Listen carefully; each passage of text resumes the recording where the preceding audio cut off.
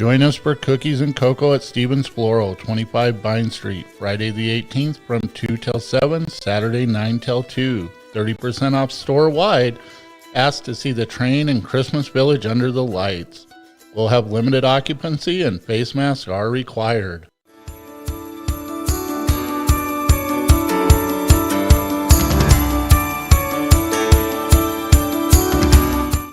Hi, my name is Kevin England. I wear a mask to protect my friends, my neighbors, my loved ones, my community, and my country. I also wear a mask out of concern for the healthcare workers and the frontline workers. I wear a mask to help keep our local businesses and schools open.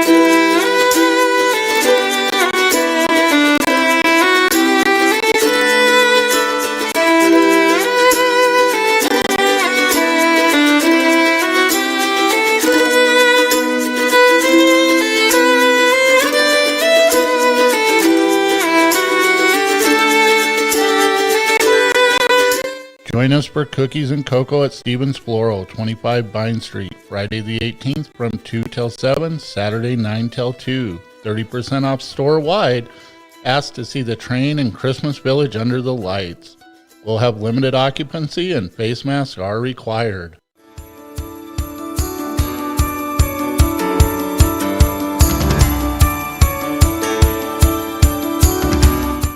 Hi, my name is Kevin England. I wear a mask to protect my friends, my neighbors, my loved ones, my community, and my country. I also wear a mask out of concern for the healthcare workers and the frontline workers. I wear a mask to help keep our local businesses and schools open.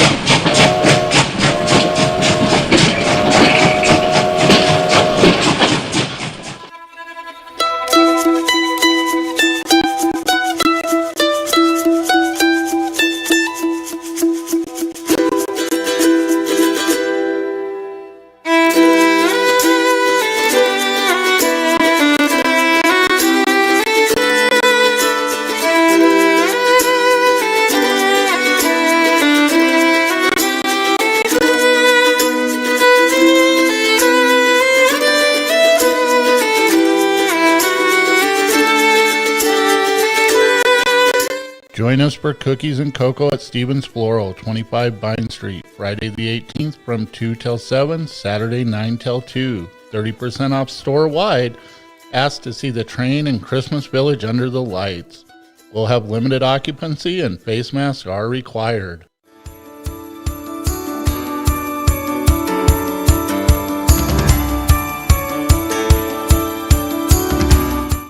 Hi, my name is Kevin England. I wear a mask to protect my friends, my neighbors, my loved ones, my community, and my country. I also wear a mask out of concern for the healthcare workers and the frontline workers. I wear a mask to help keep our local businesses and schools open.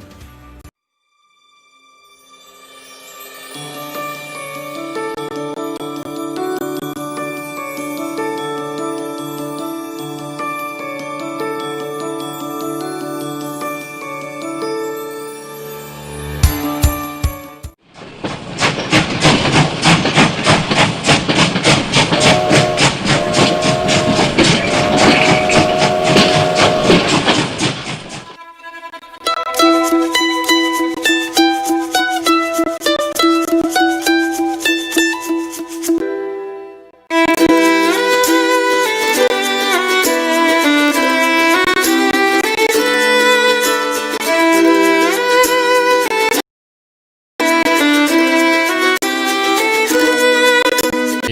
from 2 till 7, Saturday 9 till 2.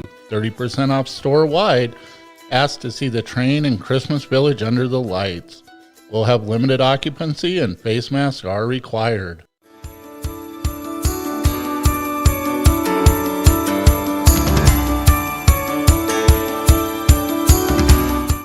Hi, my name is Kevin England. I wear a mask to protect my friends, my neighbors, my loved ones, my community, and my country. I also wear a mask out of concern for the healthcare workers and the frontline workers. I wear a mask to help keep our local businesses and schools open.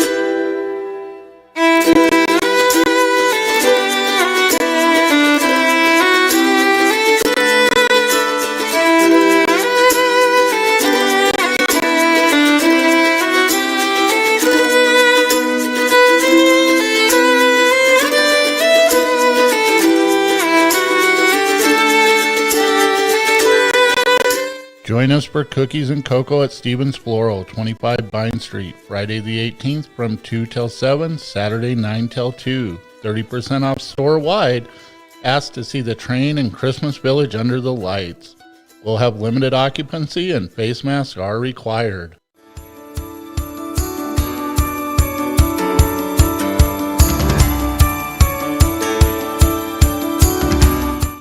Hi, my name is Kevin England. I wear a mask to protect my friends, my neighbors, my loved ones, my community, and my country. I also wear a mask out of concern for the healthcare workers and the frontline workers. I wear a mask to help keep our local businesses and schools open.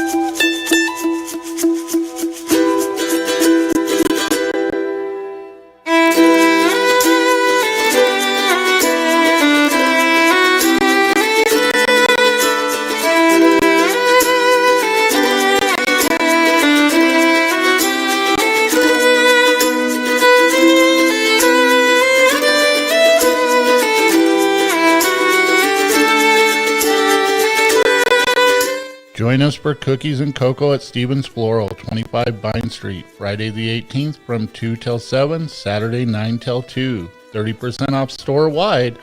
Ask to see the train and Christmas Village under the lights. We'll have limited occupancy and face masks are required. We have three of them. We have one, right? They haven't been sanitized. Thanks anyway. What did you say? And your stuff smells funky. Like too much alcohol. And the downside is? There's no such thing. Smell that stuff.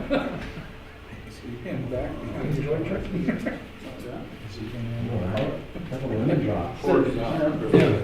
Yeah. Breakfast? No. Let's see. Right. Who do you want? Who do I want? Okay. Okay. Okay, we'll call the regular meeting of the City Council to order for December 16th, 2020 at 7 p.m. Pledge allegiance. Jim, would you lead us? I pledge allegiance to the flag of the United States of America and to the republic for which it stands, one nation, under God, indivisible, with liberty and justice for all.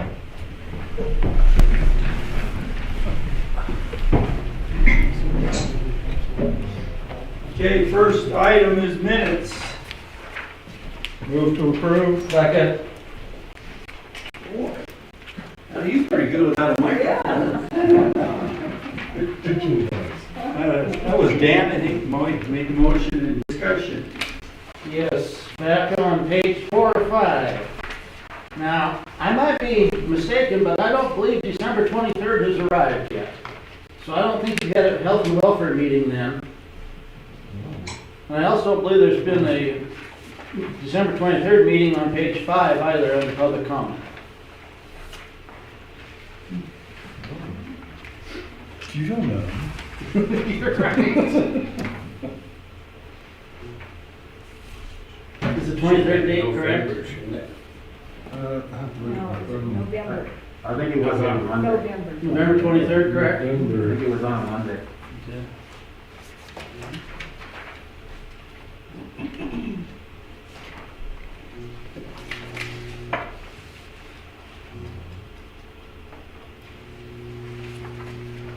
I can just go get the DeLorean, right?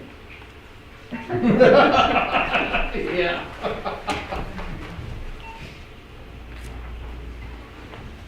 That ages me. Any other changes? Call for the question.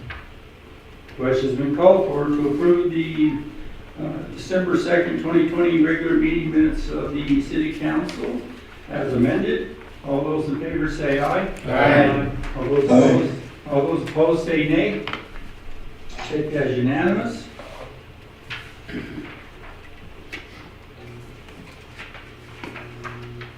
I have no petitions. This is the mayor's report. Is to waive, the first item is to waive, if you so want, fireworks for New Year's Eve. Move to approve. Second. It's been moved by Bill, seconded by Ray, or Don, okay, Don. Okay. Any discussion? Call for the question. I think it should be understood that we're doing it at Chief Giberson's suggestion. And for this year, because of the unique circumstances of this year and not necessarily as a precedent for future years. Yes. This in July goes on each time, and we ask for a waiver. How about January 1st, it would be true because it's legal in the state to sell them. I gotta hear you.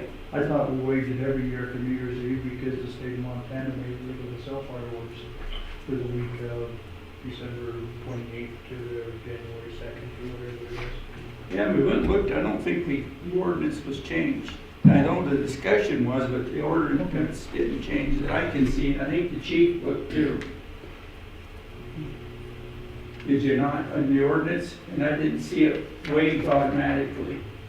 It doesn't waive automatically, I don't think it does, or they say something, ordinances are obviously different. Yeah, it have to be waived, we do it every year, even on the fourth, we do it every year. Yeah. So, I don't know, we usually don't, we're not asked to do it on the first, very seldom, but we were this year, so.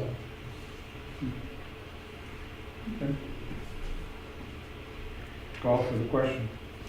Question has been called for to approve the waiver for fireworks between December 31st, 2020 at 5 p.m. to January 1st, 2020 or whatever date or time the council deems appropriate. All those in favor say aye. Aye. All those opposed say nay. Nay. Okay, I heard a nay there. Wanted to say that Russ said nay and the rest I heard said aye.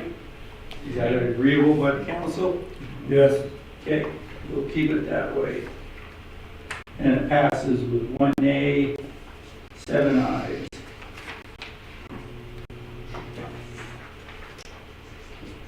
Citizens' request. Take a minute or two for you guys to read. Just jump in and ask questions if you see fit. Little story behind the last one, 11070.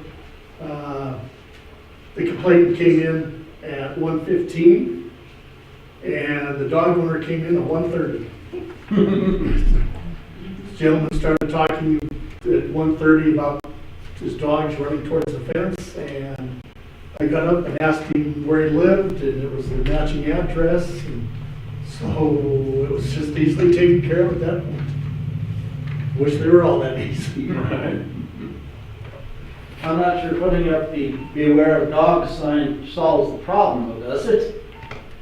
Well, it's an attempt, and then also visit with Officer Alvarez, who's the next door neighbor of the property, so he's keeping an eye on it as well. I could see some of those dogs coming over the fence and nipping a kid too, even though there's a sign up. I don't think that would resolve you from liability. But the dogs are on the homeowner's property, though, they're not leaving them. If they reach us through the fence and grab somebody, the sign isn't gonna save you.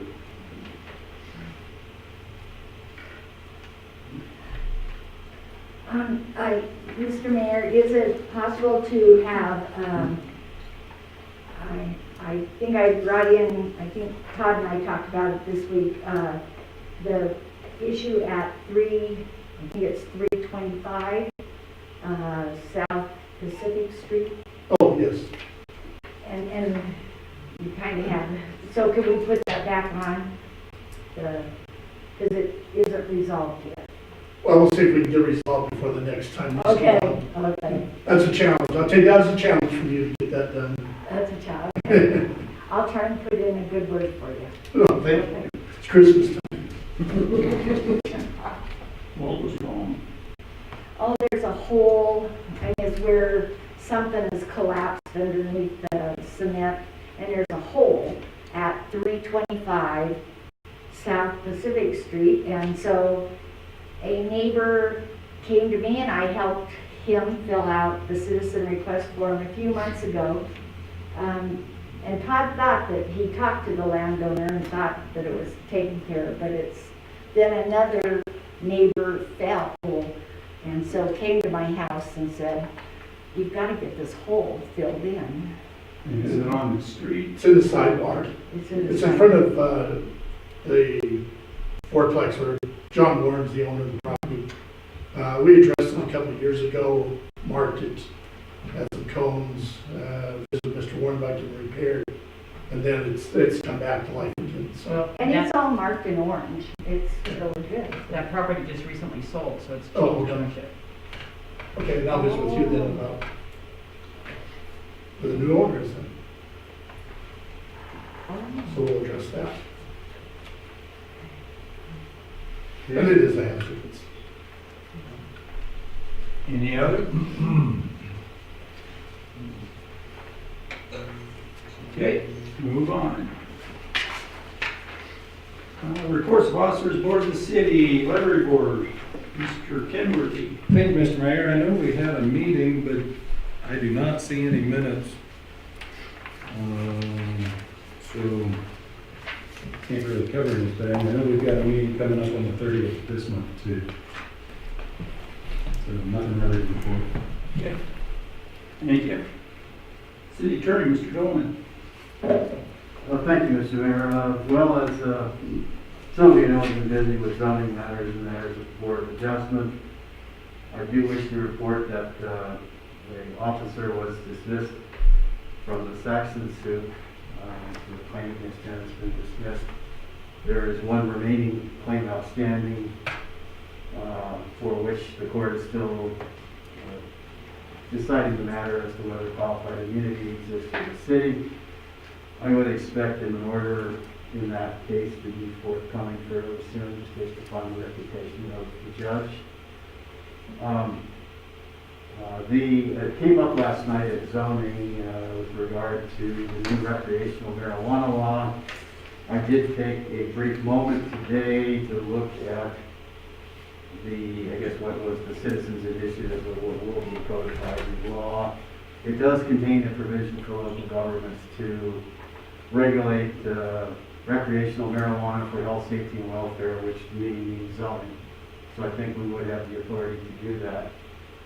That law's going into effect soon, and it may be a matter to where an emergency ordinance might be appropriate if that's what the council deems necessary. I'm going to leave that up to, obviously, the judgment of the council. And lastly, on an important note, our office has been called repeatedly with regard to the damaged Dillard sign on Swenson Way, and that is in relation to a DUI defendant who pled guilty. I am proud to say that the Geico Gecko has tendered a check in the amount of $4,750 to the Beaverhead Development Corporation to repair the damage. So it's a nice situation, it's a nice outcome, because that means the sign should be replaced in a timely fashion and not take months just to get payment from the defendant. It was extensively damaged. There's welds that are broken. I think some of the posts were ripped out of the ground of the impact of the car. So anyway, I just wanted to report that because I know that's a sign that we all kind of enjoy when we come to town. So, other than that, I'd be happy to take questions.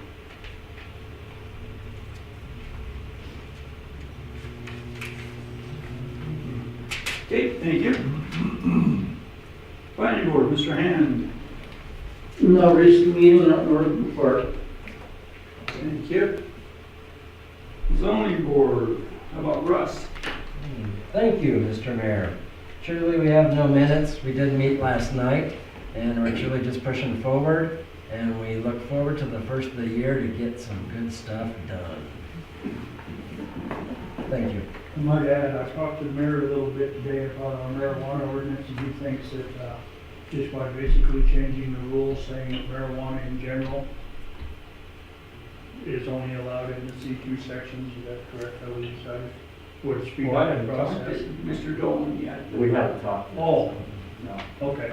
That was my opinion. Well, that's, I'm sorry.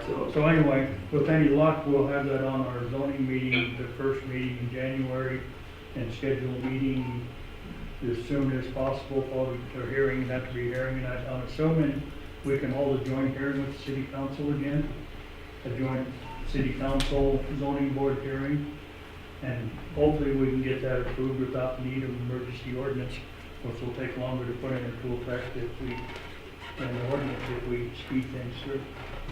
So hopefully by the first meeting of January, we'll have an answer to how quick we can do it. That's it. Okay. Director of Operations, Mr. Hazelbaker. Thank you, Mr. Mayor. I think I've already used my 2 minutes earlier, so I won't, really don't have anything specific. I'd like to hear from you today. Don't really have anything specific to say, other than we're dealing with some medical issues. We have some employees who are isolated or quarantined. I don't know the exact definition of that.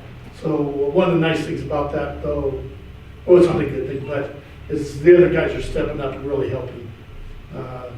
We kind of joke about teamwork and stuff with the guys, but they really buy into that, and they've stepped up with the sanding and various things. So it's really appreciative of that. They work well together. Then also like to Nick Hager has added a new member to the city. They added a little boy to his family a couple weeks ago, and I forgot to mention it at the last meeting. So hopefully Nick will be back with his little boy in the sander after Christmas. So we need all the help we can get sometimes. Doesn't sound little though. Wasn't almost 10 pounds? Yes. Yep.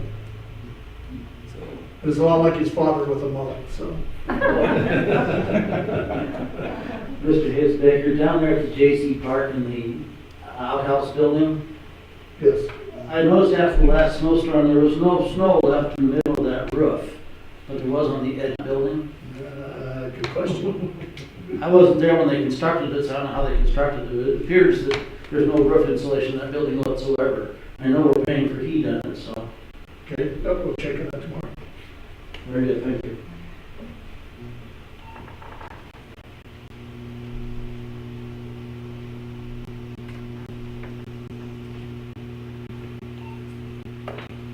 Any other questions? Okay, yeah, thank you. Police Department, Chief Iverson. Thank you, Mayor. I'd ask the council to approve the November officer activity as my year-end synopsis. I didn't want to take up all night and speak to you about this, so I thought I'd write it up instead. Move to approve. Second. It's been moved by Rich, seconded by Bill. Discussion.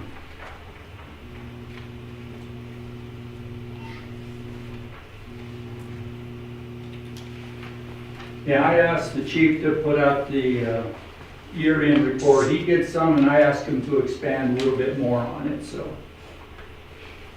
hopefully that helps everybody understand what's going on, or has went on in the city for the law enforcement.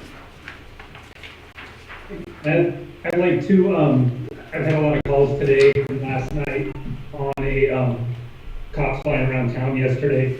So what had happened yesterday was Highway Patrol attempted to make an individual who decided he didn't want to stop. And so a chase ensued, and the police department and sheriff's department joined in and finally were able to catch the guy on I-15, about mile marker 99, which is in Butte Silver Bow. And the Highway Patrol took it from there. We will be prosecuting in this jurisdiction. The Highway Patrol, it's their case. And that's what happened. I understand, Chief, that several of the local citizens were rather in response in the ability of the affected cars to dodge them in the middle of the intersection. Yeah, well, it was, it didn't come to our attention really quick. Like I said, it was a Highway Patrol officer that initiated it. So, this was a bad dude. He wasn't from here, but he has quite the extensive criminal history. So I'm glad he went towards Butte. He enjoyed Railroad Avenue, it sounded like. Yeah, these people, man, I don't know. I don't find it as funny as I used to kind of think these people were funny. Now I just don't find the humor in it anymore. He took out a county car? I didn't take it out, but he did do some damage to it. But yeah, we got a flat tire. One of our vehicles got a flat tire on theirs, our Charger. But the county did get a pretty good bruise on the side of theirs. So I talked extensively with Sheriff Kraft today. We kind of figured it all went out with the Highway Patrol and everything. So we're on a good page. Nobody got hurt, which is really good. But this is definitely a person that I'm glad is not out driving her. And there was a reason he didn't pull over. So that'll be forthcoming in the newspaper, I'm sure, when the Highway Patrol gets the charges.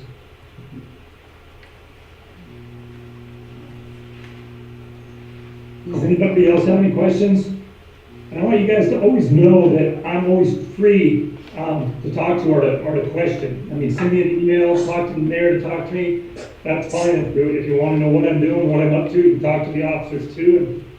And, we're busy. And even with this, I think Todd kind of hit the nail on the head too, speaking about people being quarantined and just trying to keep things moving is difficult in and of itself. But everybody's done a good job, and they continue to do a good job, and I think we're running pretty good. This new system that we have it'll be great when it's done. Let's put it that way. It's been a pretty big task for everybody at the department, the learning curve. So I'll be happy when it's done, and I think for you in particular when it's done, because my reports are going to be a lot different, and they'll be able to be streamlined a lot easier. Call for the question was called for to approve the November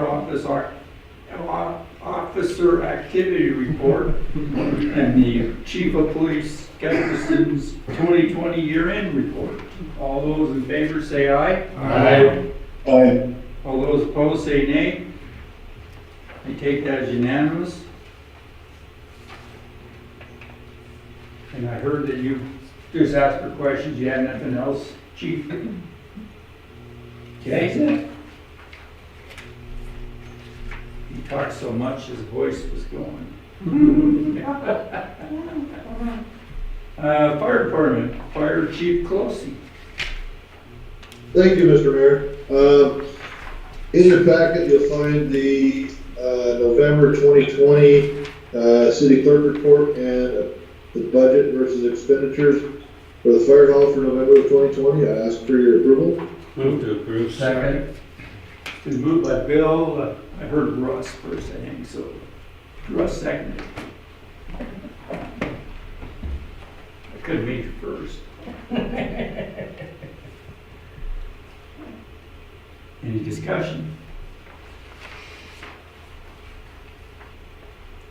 Call for the question. Question has been called for to approve the city clerk report for fire hall for November 2020 and the budget versus expenditures for fire hall for November 2020. All those in favor say aye. Aye. All those opposed say nay. I take that as unanimous. Thank you all. I would be there in person, but I'm in another meeting at the same time as well, the Southwest Fire Council meeting. So if you have any other questions, or any questions, I'd be more than happy to answer them.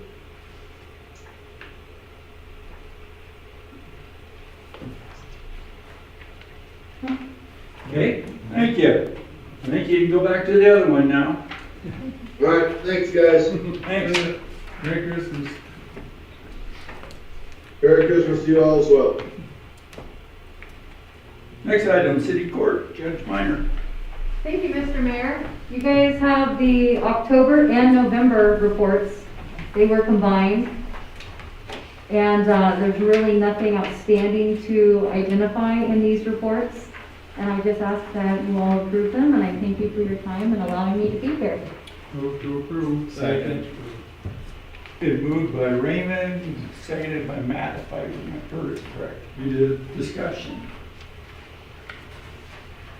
So, Judge, when we read the numbers, they are a combination for October and November. That is correct. Okay. And so if we were splitting them out, we could just split them in half and we'd be okay? Yes, that would be true for like the fines and the receipts for like the monetary. And, but I did split them out on the first two pages, the graphs that we always see. Right. So they are split out on page 2 as well as on page 3 in those graphs. But yes, you are correct that they are combined elsewhere. And since we're talking numbers, there's some numbers that I want to just point out and say that on page 12. You're right, those are all doubled, basically. But one I can't get over, Christina and I, the clerk of court, we are seeing an enormous increase in the number of DUIs. So stay safe. Do not let your friends drink and drive. That's a message to the entire community. But with 21, that's too many. You know, and there's a bunch of MIPs as well. People are going out. So that's going to be a lot of work for the city attorney's office as well. And we know that Jim works hard. So, you know, those are coming down the line. So just a reminder, just use the Safe Ride Home programs and things like that. That's what we're begging as a city court for this holiday season. So that's a bad number to point out, Mr. Mayor, but it's really important. Yeah, I agree. Okay. Any other concerns about numbers or? I guess I got, and this may be a stupid question. No, no, Maybe sir. something that you're not able to answer, but when I look at that on page 12, you got the DUIs at 21, and you got speeding at 11. Is it okay to assume that maybe the DUI was a result of the speeding too, and an individual that got pulled over may have gotten the DUI and the speeding, or are these unrelated? They really are unrelated, and I would say that because there are a number of citations that will show up with DUIs. It's not always speeding, it's not always a stop sign, it's not always a lane change infraction. Mm-hmm. I really don't see a direct correlation between the reason for the stop and the stop. I mean, it really, and some are just DUI alone, you know, Really? bad driving is, and they might not get cited for being a terrible driver, but that is what got the officer's attention. So I can't say there's a direct correlation between the speeding and that DUI. But you're right, there might be some sort of correlation. I just don't have that hard evidence on that. Yeah, no, but that's very true. I can probably answer that a little bit too. Some of the infractions that are instituted with the DUI aren't chargeable with the DUI. So, for instance, like if someone's weaving inside of the lane or outside of the lane, you wouldn't charge them with a lane change. You charge them with a specific DUI, which comes under that code. So there may not even be any other citations that go along with it. But there are definitely enhancements, or an enhanced, if someone's speeding and then they get up and they see that they're drinking, that's kind of a different story altogether. Then they move on from that, and then speeding is charged. A lot of times, they're just a part of that, a part of the statute itself.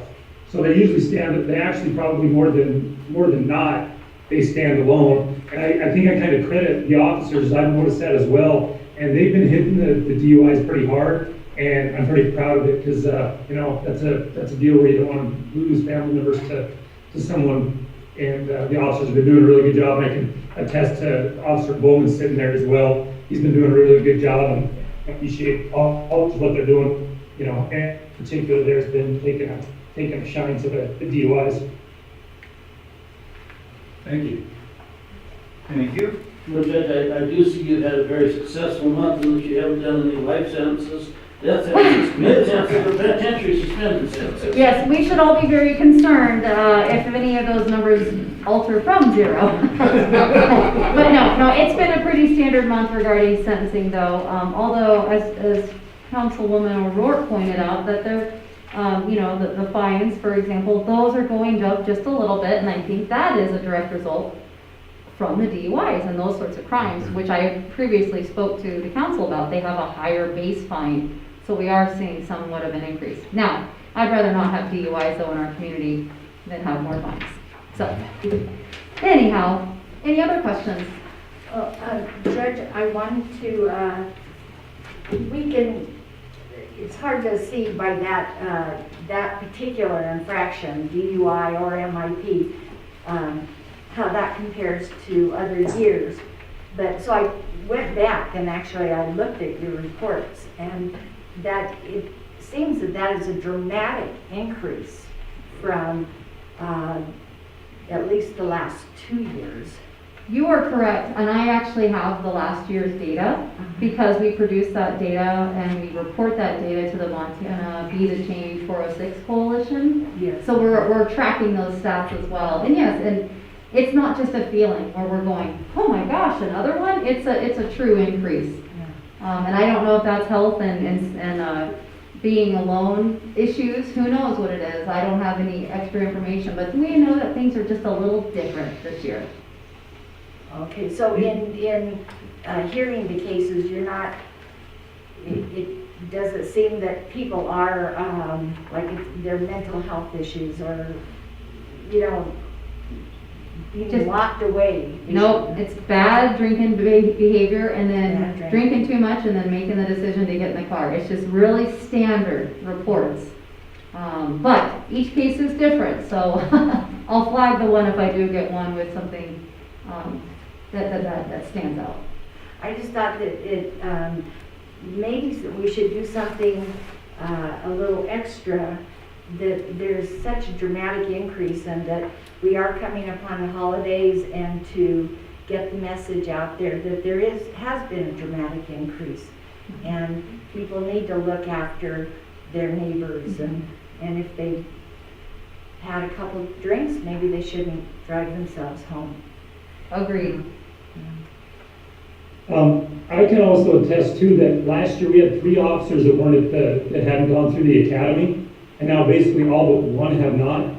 Prior to going to the academy, they're not certified to do DUIs, and the officers definitely are. I mean, we have some kind of go-getters in that aspect too, and that can dramatically change things.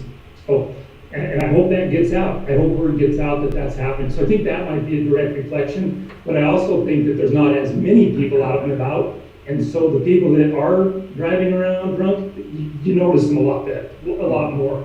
And I think with both of those things, I think that kind of pushes the numbers up a little bit as well.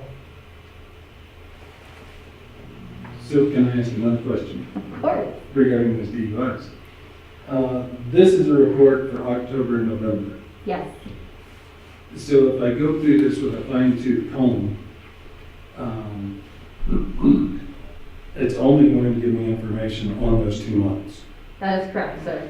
Okay, so do you know off the top of your head, of the 21 DUIs over the course of the last 2 months, how many of those are actual repeat offender DUIs, let's say within the last 3 years? I don't know the exact number, but I do know that a very high proportion of those 21 DUIs is actually a first offense. Okay. We see very few second and thirds. There are a few sprinkled in there, here and there. Okay. So that does occur, but it's very, I would say, maybe 5 out of the 21. That's just a ballpark. Okay. Yeah. But most of them are first offense. And a lot of them are, as I mentioned, some college students were cited, and those were under 21 DUIs, which is a very fact-sensitive situation for the officer to get to that charge versus a standard DUI. So they're all mixed in, but most are the first offense. So would you say in your experience, you're not actually dealing with a lot of repeat offenders with the DUI? I wouldn't say that's true, but I'm just saying in this point. Okay. Yep, and in this particular subset, there's been a lot of new faces. I see. A lot of names that I'm like, oh, I've never seen this person before. Okay. So. All right, thank you. Yeah, definitely. And again, as to Councilwoman O'Rourke, we do report all those numbers, and the number, like second, third, or more, we do report all those, so that information is totally available. Okay, thanks. Well, thanks everybody for caring about public health and safety as well. I really can't say enough, and I can't say enough to thank Chief Giverson for seconding what I'm saying about using our resources, making sure people get home safe these holidays. So thank you so much, Chief. Thank you so much. Thank you. No. Question's been called for to accept the October-November 2020 report of the city court. All those in favor say aye. Aye. Aye. All those opposed say nay. I take that as unanimous. Thank you for your time. Thank you. Merry Christmas. Next one is treasurer, Kip. Thank you, Mr. Mayor. In your package, you have the bank and reconciliation report for September, and the cash salary report for September, and the cash collateral report, bank collateral report. And I ask for your approval. Move to approve. Second. It's been moved by Russ, seconded by Matt. Discussion.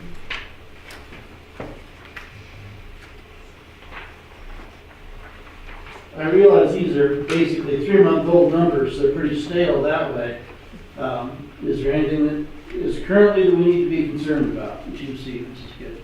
No, in fact, I have October's, but I didn't get it done in time to get it in the packet.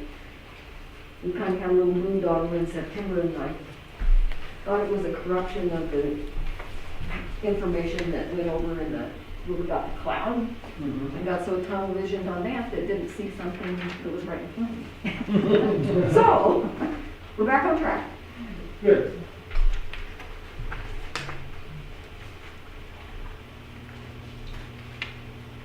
And just for your information on the 2190, it's going to stay negative for a little while until we start getting taxes. Because that's one that if you, how much we have to pay was around 100 and some thousand. We didn't have that much in there. But if you take that much, you'd be, I mean, you gotta be careful with going over 50%, but being under 20, or being above 25, but under 50. And there's not an easy way of doing that. So that's why every year it'll go up. I mean, it gets paid off by the end of the year.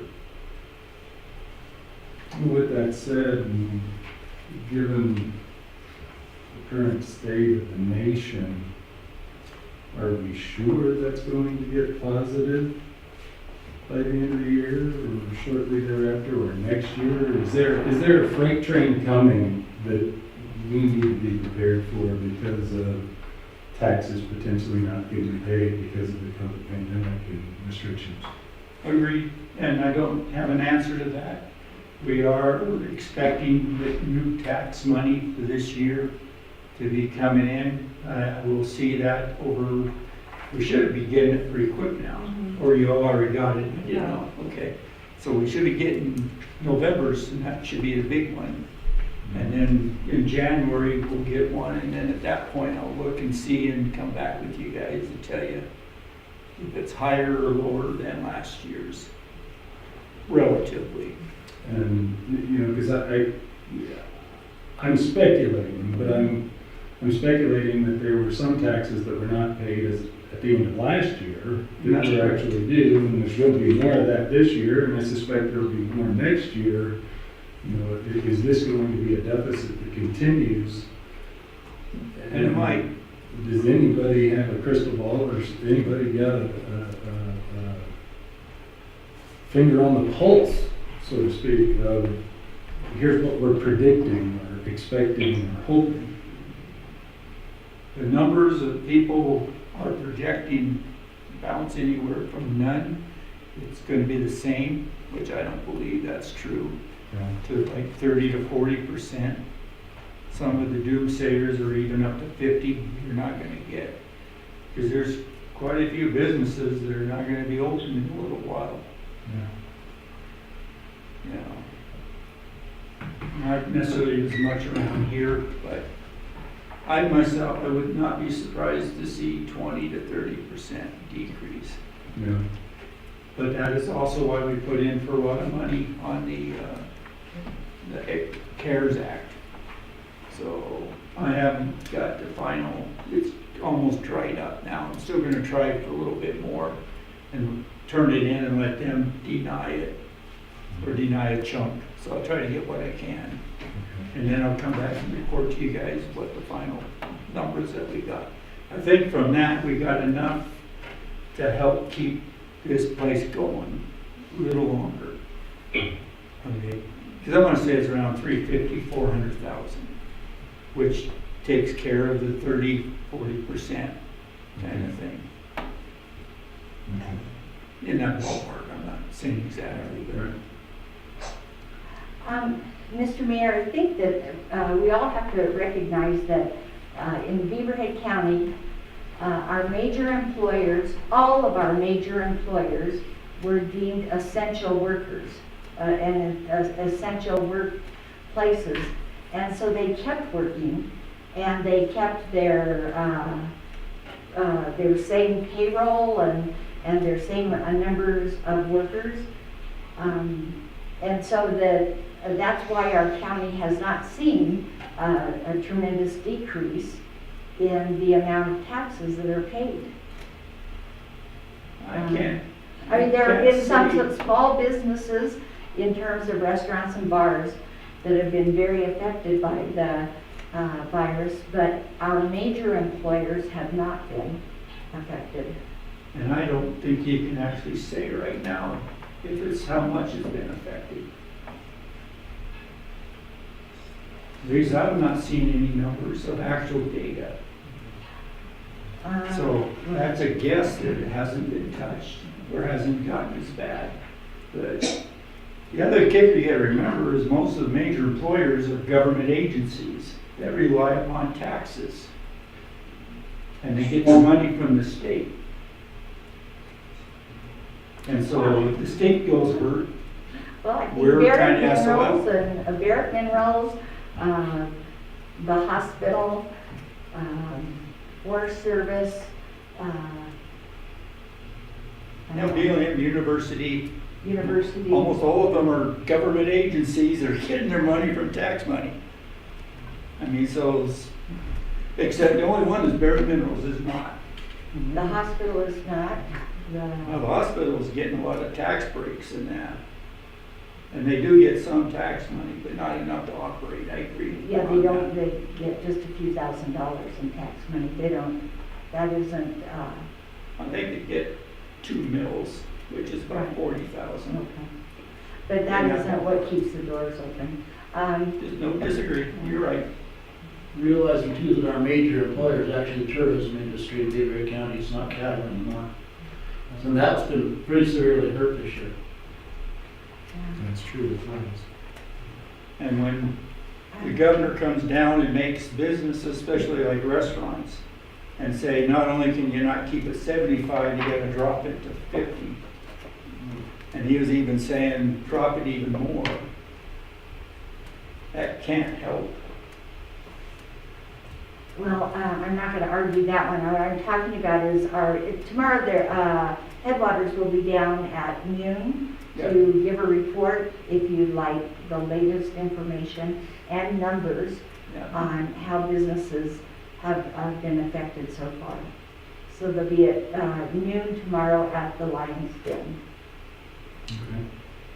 At lunch, so you can, I can't remember, was it $15 or something? It's 18. Oh, is it 18? Yeah. 18.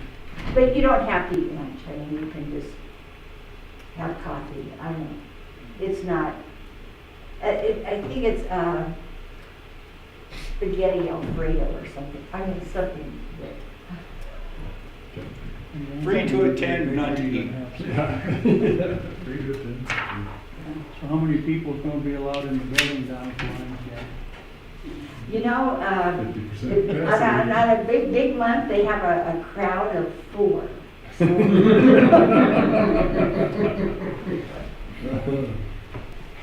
Pass these days.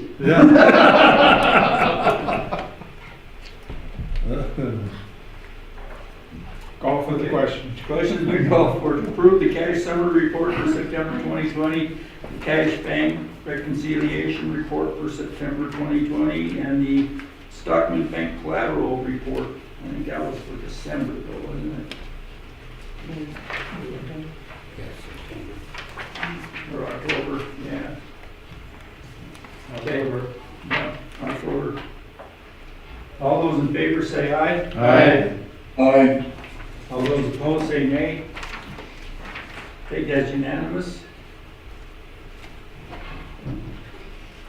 Anything else, even though we sort of took over your talking? Okay, thank you, Karen. The next one, tree board, Mary Jo. in the packet is the minutes from the November 3rd Zoom meeting of the tree board for your approval. Move to approve. Second. It's been moved by Bill, seconded by Matt. Discussion.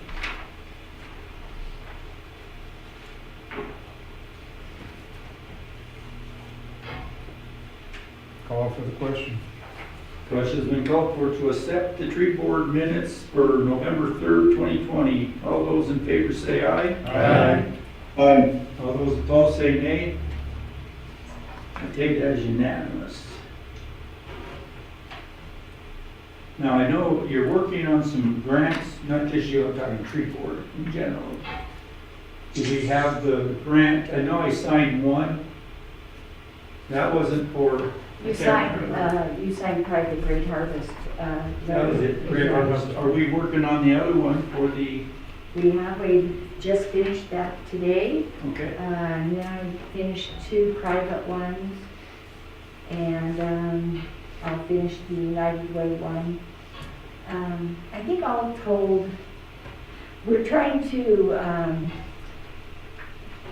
not only get our normal amount of grants, which helps pay for a half-time person during the summer, or actually she's full-time during the summer, but half-time to taking care of trees.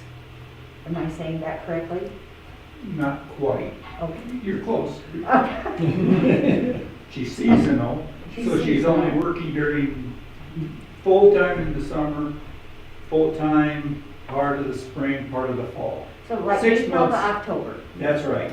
In that time, half is paid by the tree board, half is paid by street and alley.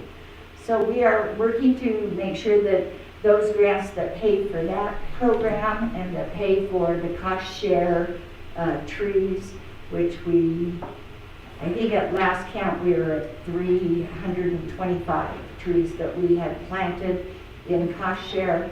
So we want to make sure that those programs are fully funded for the next 2 years, as well as our major project, which has been Swenson Way.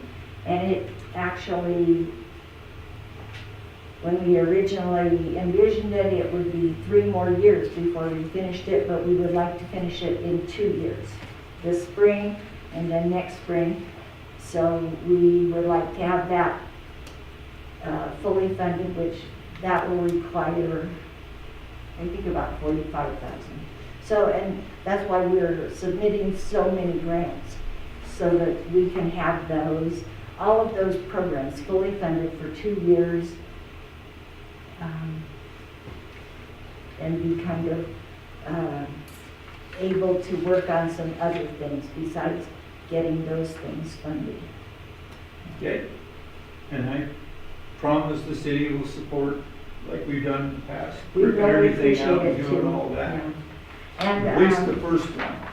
By then I'll be gone and I can't make any promises after that. well, we'll be concluding, so that'll be kind of a impetus for the next mayor, because it will be the final year, and we will be concluding that project. So, Okay, thank you. Any questions? Okay, moving on. Reports, standing committee. Judiciary, Mr. Nye. We did have a meeting yesterday, no minutes yet, so no report. Thank you. Finance committee, Mr. Hand. We only have one option here on this one, is to approve the cell phones for the police department. In your packet, there's actually 2 different quotes on the same sheet of paper, one's on each side. The chief was kind enough to get us both quotes, and he is correct in his assumption that they're both quite similar. There's 10.6% more, we pay 10.6% more for Verizon phones than you do for the other ones, the T-Mobile ones, if that's what you so choose to do. Now, these are something the police department definitely needs. We need to get this project going one way or another. We did not do an AT&T quote because of unreliability in the past. I move to approve the Verizon cell phones. Second. It's been moved by Bill, seconded by Russ. Any discussion? This is over and above the normal police budgets. This is an ongoing expense. It's a perpetuity expense. So where is this in the budget? It's not. It's not. added to it. So, where will this be taken out of, or what will be cut? It'll come out of reserves. So we're taking another chunk out of reserves. I don't think the chief would take him out of his operating budget anyplace.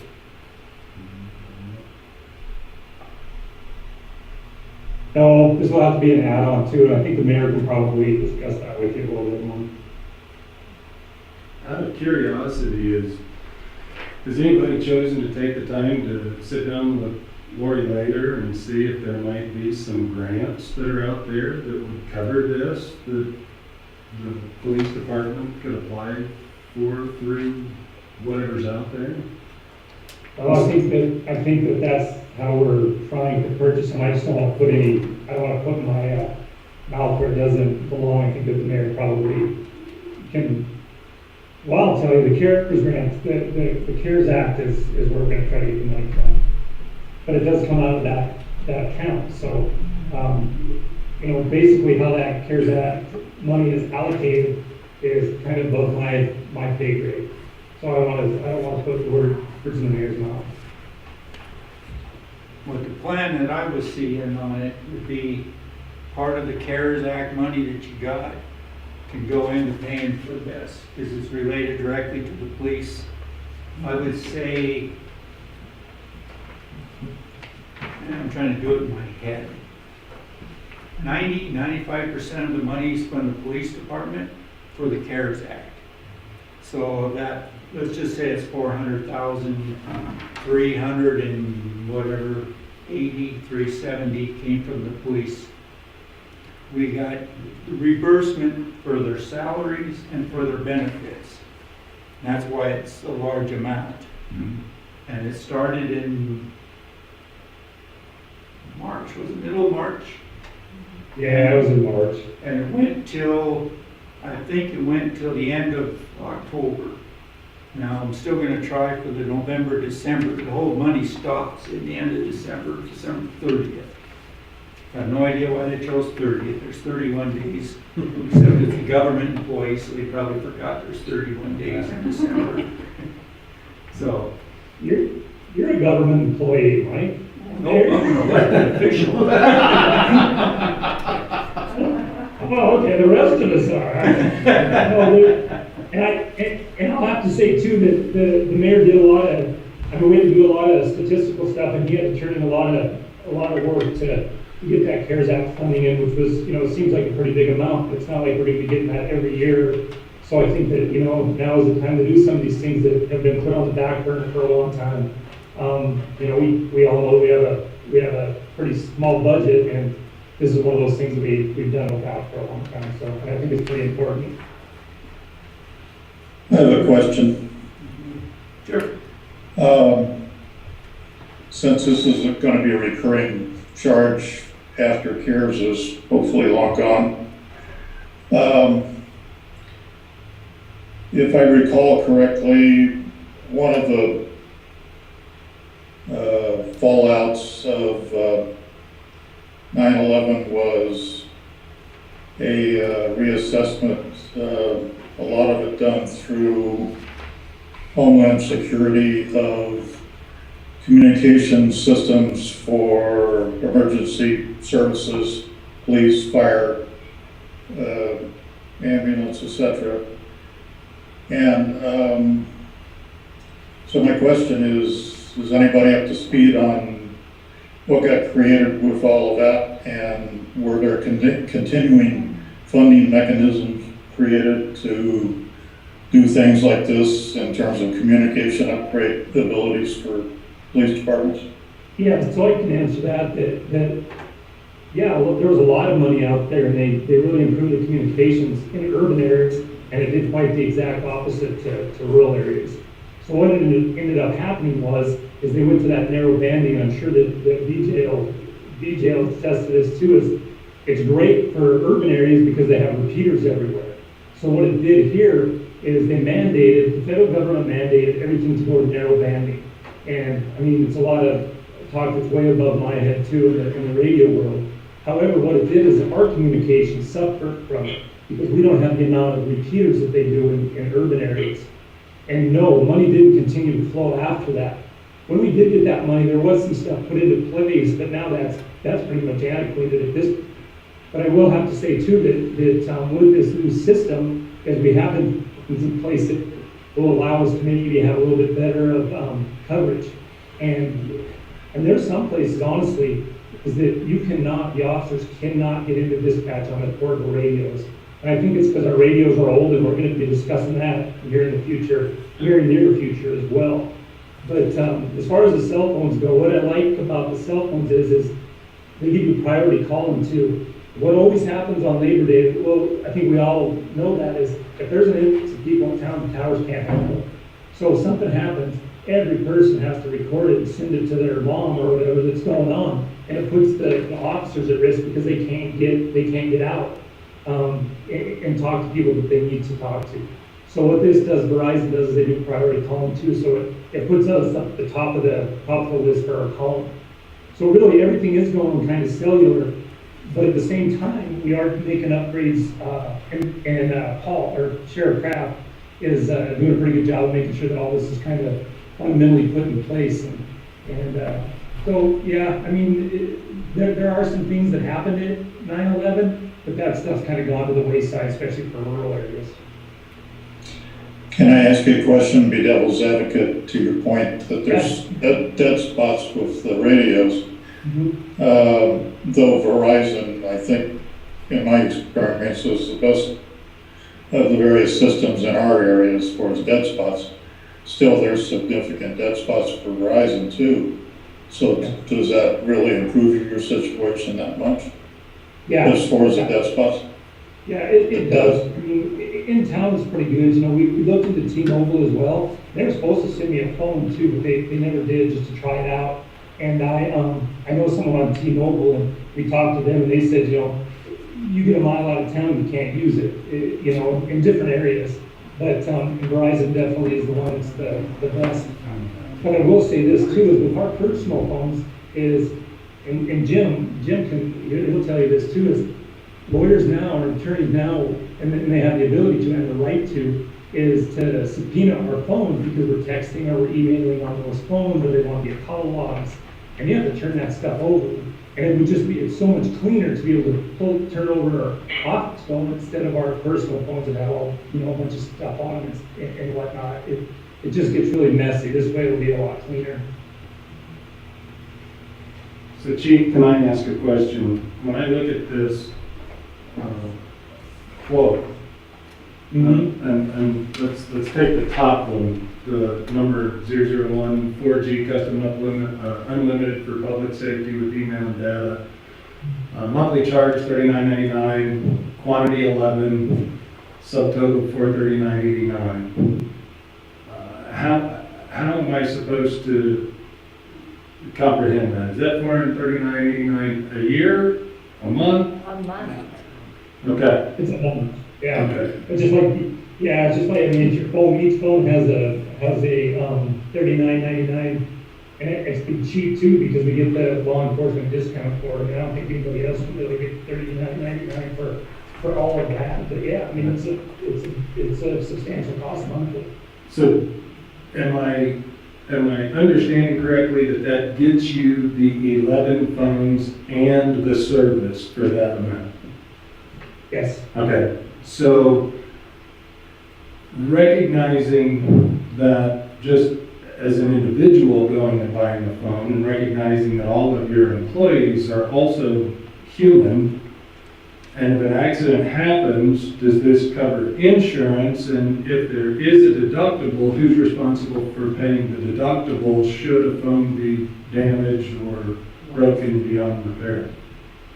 So it's my understanding that they would take care of that based with the public service deal.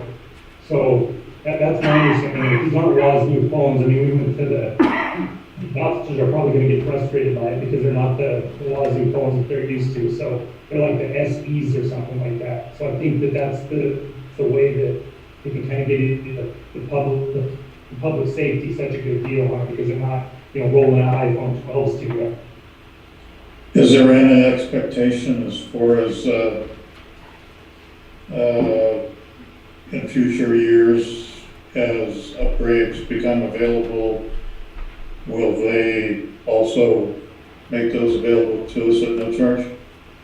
I guess that's the $1 million question. Yeah, I mean, no, they haven't said that, but I know Verizon has been really good with public safety. They all are pretty good with them, actually. All the companies are. So I think every time a new phone rolls out, they gotta get rid of all the old phones they have, which are decent for what we need. I mean, it's not like, you know, we're playing, you know, video games on them. So I think that, you know, I think we'll be okay with what we need. We just need to talk and text and email. That's the big thing. Well, if you could get some understanding with them, looking into the future on that, that would be helpful because I think they're offering that pretty much with a lot of their plans for their private customers, so. Probably, and you know, I guess they probably can't look into the future as much as we can either, but this was the best deal and I just think it's needed. We've gone a long time without them, surprisingly, so just that time. To give you a little thought here too, is that T-Mobile, it's $16.67 per month per phone. So if you take that off, the T-Mobile would be considerably cheaper if you already had the phones, to about $3,000 a year. But we don't have the phones, so we're gonna have to start from someplace. So did I understand right, Don, that this does include the insurance, so that if a phone is broken? Not unless it's in part of that government contract, and I did not dig into what the government federal subsidy was that they list here. I'm guessing it does not. My understanding, like I said, my understanding of it is, and I don't think it specifically states that. When I talked to the sales rep, he said not to worry about it too much, that they do roll out those older phones. So, I mean, nobody's buying SEs now, so I think that's kind of how they can do that, but I didn't get that in writing. So, yeah, I mean, the possibility is that if one breaks or something, we'll have to replace it, if we choose to do so. And, you know, my concern is the last thing I want to do is vote on something that seems like a good idea and is much needed, but if the carrier group isn't going to cover those costs, I'd hate to see that go to the individual that's carrying that phone, and then you as the chief look at one of your officers and go, well, I got to have you pony up X amount to get a new phone. You see what I'm coming from?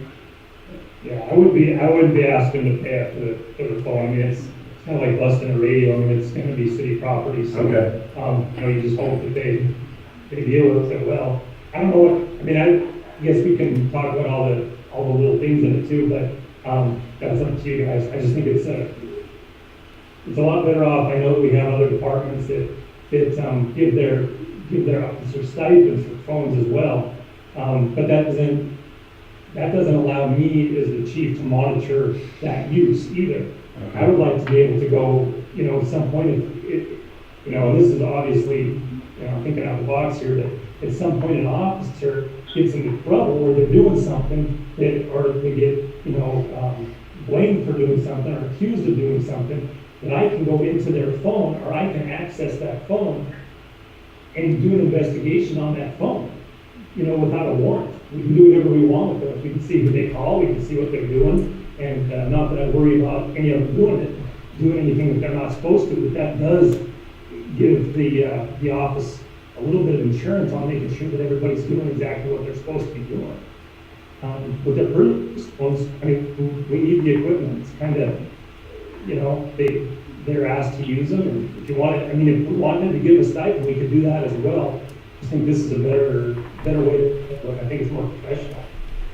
Okay, and then Would it be possible to ask Verizon where they have other, like, police department contracts? I assume they have several, and maybe we could compare notes with them, and especially if they've had it for a while, and see what their experience has been, and if they're getting new phones, and et cetera, et cetera. Mm-hmm. I mean, I could do that. I know that Missoula has them as well, and I mean, I guess I didn't get into the issue of, you know, breaking. I guess I didn't think that far, but I mean, yeah, I can do it. Chief Giverson, I think that in other agencies that I've worked with, the contract, and the contract is with Verizon, but I'm sure it was stipulated in the contract that they cover like 2 or 4 phones per year that are either broken or lost. After that, the company has to pay for the phones. So there is something, and I think you have to expect that that's going to happen. I mean, if 11 phones are being used, at least a couple are going to break or be destroyed or be lost per year. Just like all the other equipment we have, Yeah. you know, you have to figure that some things they're going to break and things are going to happen. So I don't know. You know, it's up to you guys to vote on it or not. If you want them to have phones or not, I brought it because I think it's a necessity, and you know, we can go from there. And I agree with you, Chief. I do believe that it is a necessity. One last question. With you and the Assistant Chief and all of your officers, how many is that? Is that 10? Yes, there's 10. So that gives you an extra phone? The reason we put that in there is we have a reserve, and then we have our admin assistant as well. And she gets called in to do warrants, she gets called in to do stuff, but we need to be contacting her all the time as well and around the field. So that's why that's in there. Okay, so what happens in the event that one of your officers has used this phone, in a criminal type investigation and the lawyer seizes it because they want it for evidence and they choose to take 6 months, 8 months to a year, what happens to that officer at that point in time? Well, and that was my reasoning too behind the 11 phones. Okay. We got a backup. If Randy would be using or a reserve, or that we could, roll into that. Okay, all right, cool. I was hoping that was what it was. Yeah. All right. Also, on the money side of things, remember that we have a police levy that pays for 2 of the officers, all the equipment. And so 2 of these phones are gonna be taken from the police levy fund. Not all of them are gonna be coming out of general fund. Okay. It'll still be a reserve, but it'll be the reserve out of the police levy and a reserve out of the general fund. Okay. But that's just to start, right? Not just to start. No, it'll continue forever and ever as long as they have phones. Oh.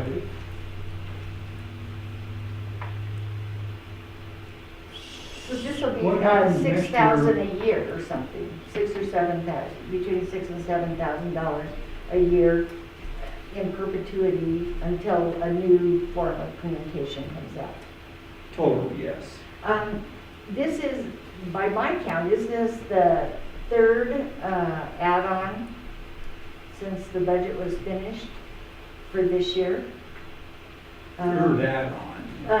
The 3rd add-on, chief, okay, you came back for the new communication system. And then I think it was for, was it for instruction on a new communication system or? Yeah, and there's gonna be more, and I'll tell you why, is that we're doing all these upgrades and stuff, and in a normal year, we just couldn't do it. Like, I hate to say everything that CARES Act funding, but that's, how we're thinking we can do the stuff that we've needed to do for a long time. And, but those are the add-ons, we didn't know when we were doing the budget what a lot of this stuff was gonna come down to. We didn't know that it was gonna, we were gonna get some money, we didn't know what, was happening with COVID and stuff.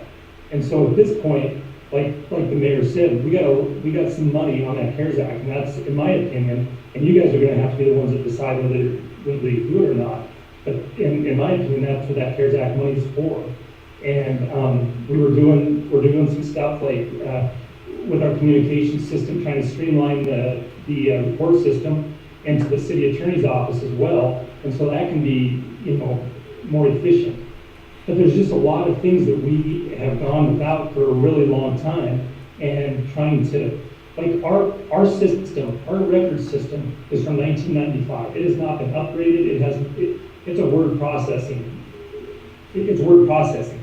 Our spell check doesn't even work on it, and if you look at the reports, it's obvious. And so, they don't even have a spell check on it. So this is stuff that we need to get up to speed, basically, so we can do our jobs, but we can also meet the criteria for the state and federal government requirements for a law enforcement agency. There's just things we have to do that we've been piecemealing together for a really long time.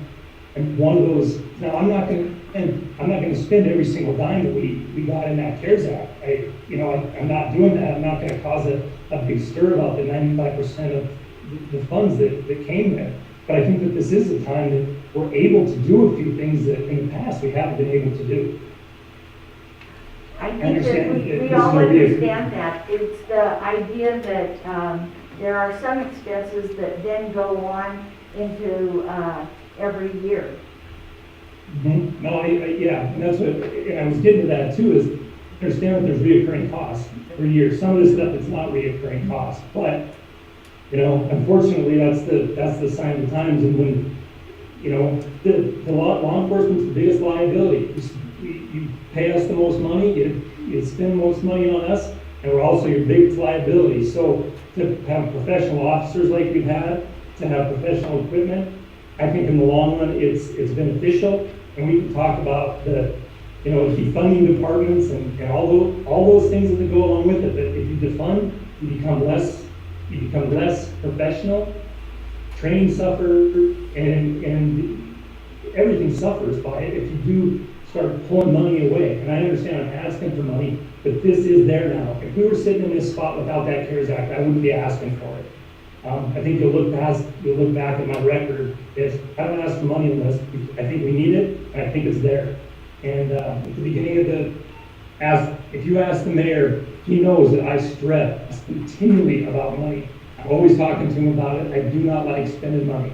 And so, you know, it's needed, and I wouldn't be asking for it if it wasn't.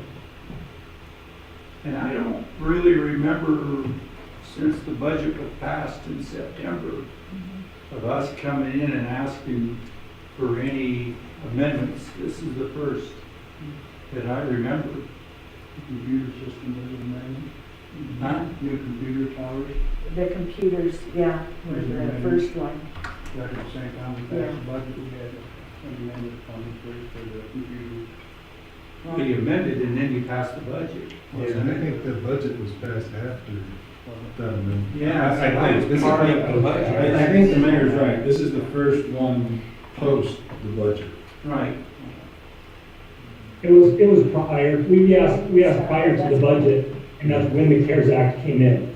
And so instead of taking all the CARES Act money and just dumping it into the police department, the mayor, you know, smartly put it in a different area so it can be utilized in different areas as well. So, and I don't want to put words in the mayor's mouth, but I think he's done a great job of making sure that that's been handled appropriately.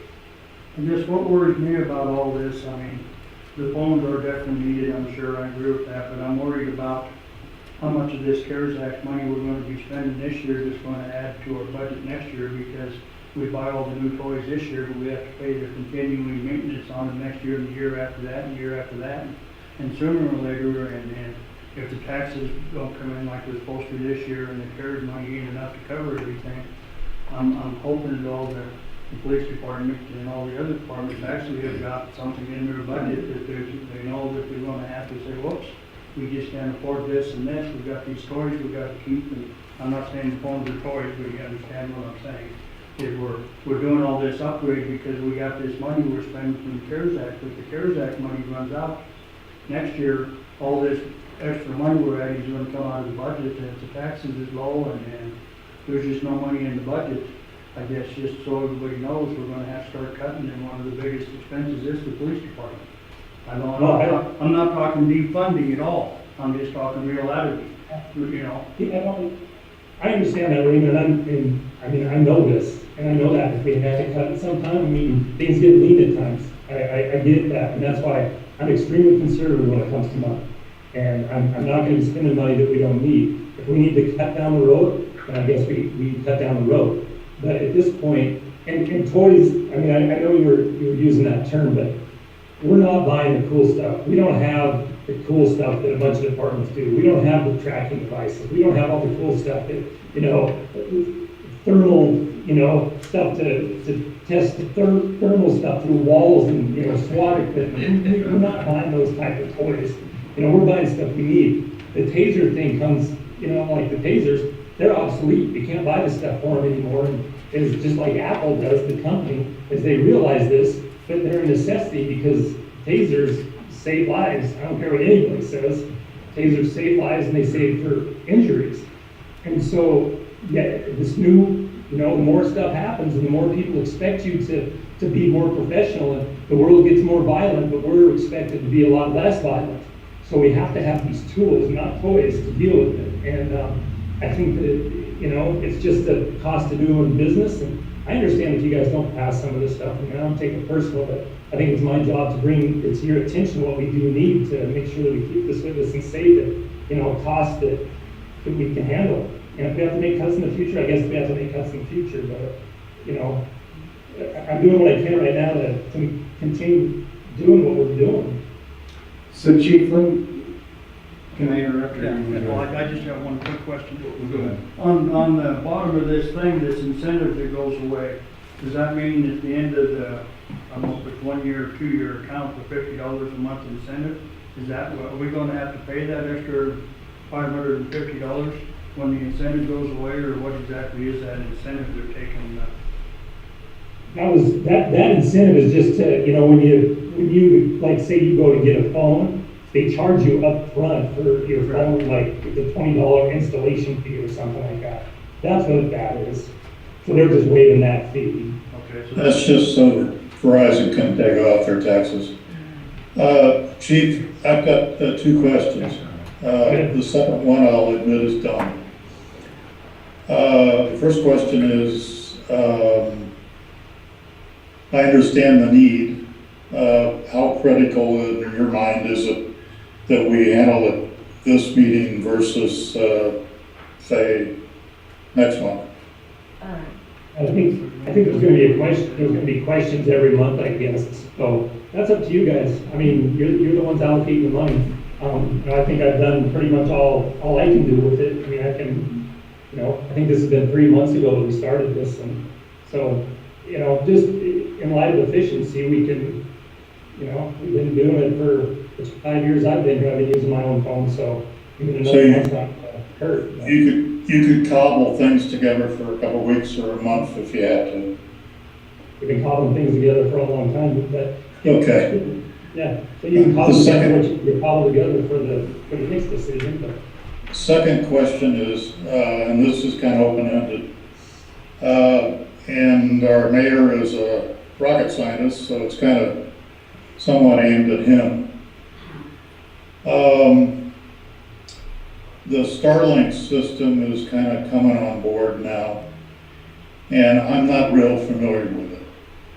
I know that it's supposed to be a game changer as far as Wi-Fi in rural areas, and I remember reading, kind of perusing an article this morning on the internet about how that was going to fit in with government funding, federal government funding for rural expansion of Wi-Fi. But I don't know if it's also got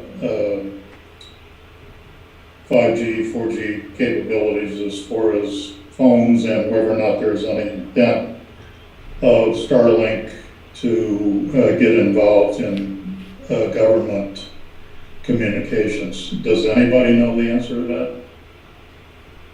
It is open-ended. I have no idea what you're talking about, so you're a little clearer than me. Well, Starlink's the system that SpaceX is putting up all those thousands of satellites that's going to create an umbrella of satellites that then somehow we can develop a more rural-based system for communications in the world, actually, not just America. But my question is, Mr. Mayor, do you know anything about whether or not it's going to have any capabilities outside of Wi-Fi? I have not heard of anything, but I'm not familiar with Starlink. I would think, though, Wi-Fi is very limited in range to keep the frequency for the 4G. 5G has got way less even. 5G doesn't go more than a block or two. Right. And so usually when you get satellite phones, you got satellite dishes for internet. They're not that fast. They could be like the 3G instead of 4G speeds is what those are. And I've always seen for Montana, we won't have that many satellites above Montana. Most of them will be above rural California or rural New York. And well, the Starlink system is thousands and thousands of satellites. So, yeah, there would be satellites serving rural Montana, rural Wyoming, etc. Is it worth looking into? We can look into it. I haven't heard of it. How many of them do they have up there now? Just the string of 41. I believe the number is in 5 figures, but I think the ultimate number is supposed to be 60-some thousand. And I have heard, I have read a little bit, I haven't seen anything that had indicated that it was going to do something specific for one particular demographic, such as police or fire or whatever. It was supposed to be global humanitarian usage. So I can't speak intelligently that, okay, yeah, you gotta go buy a Starlink phone to be able to use it. It was, how I understood it was, it's just supposed to increase your connectivity, whether it's through, not necessarily using cell phone towers anymore, but satellites, to be able to use your phone in far greater places than what you're able to use it right now. If you know something, Rich, that is different than that, then maybe you read something different than I have, but I didn't see that it was something that you had to set up and get involved with that particular company or group or anything. That's why I asked it as a dumb question, because I don't know the answers, and I'm not even sure about the question. The system that's being developed, theoretically, I think, could serve the purposes of not just Wi-Fi, but other communications, including the phone system. Correct. Whether or not there's any intent of doing that or not, I don't know the answer, but maybe if somebody, the chief or somebody could get a hold of, maybe a good start would be one of our federal senators or representatives' offices, and see if their liaison could say, well, here's what that article this morning was talking about as far as rural applications of the Starlink system, and here's what is contemplated. I don't know. We're putting in a new system now. We're trying to upgrade our communication system, and we just need phones. So I don't know about all the other stuff. It's kind of longer. We're trying to get up to date on technology now, and keep up. So that's where we're at now. If we did this and it becomes obsolete, let's say Starlink does come up with something that's workable and efficient and usable and something you want, is this something that we're bought in on contract for a long time, or? We have a 2-year contract on there, Rich. That's what I can tell. Now, to kind of bring us back, certainly we've kind of gone down a rabbit hole. This Verizon bid does expire at the end of the month, and then you lose that $550 reduction on here. So we do have to kind of address that tonight, or lose that, and basically makes T-Mobile plan considerably more effective, cost effective than Verizon. Well, the Verizon quote says it's valid through February 7th. But the discount is not. Yeah, it's only good through 12/31.